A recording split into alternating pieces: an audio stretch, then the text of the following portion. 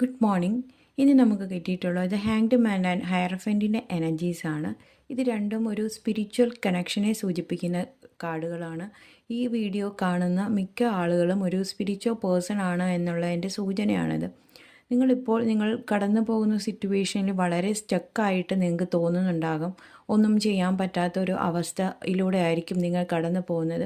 പക്ഷേ ഇതൊരു spiritual അവെയർനെസ്സിൻ്റെ സമയമായിട്ടാണ് divine പറയുന്നത്. നിങ്ങൾക്ക് കാര്യങ്ങളെ മറ്റൊരു തരത്തിൽ കാണാൻ കഴിയുന്ന ഒരു സമയമാണ്. നിങ്ങളുടെ കാര്യങ്ങളൊക്കെ, നിങ്ങളുടെ സിറ്റുവേഷനൊക്കെ മറ്റുള്ളവർക്ക് വിയേർഡായിട്ട് തോന്നും.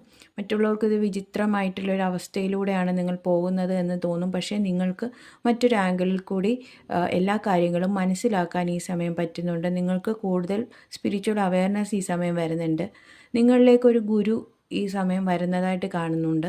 അദ്ദേഹത്തിലൂടെ നിങ്ങൾക്ക് വളരെയധികം സ്പിരിച്വൽ നോളജ് കിട്ടുന്നതായിട്ടും നിങ്ങൾ സ്പിരിച്വലി ഇവോൾവ് ആവുന്നതായിട്ടും കാണുന്നുണ്ട്.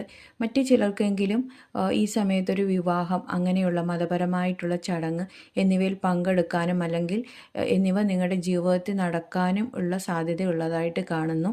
Thank you. God bless.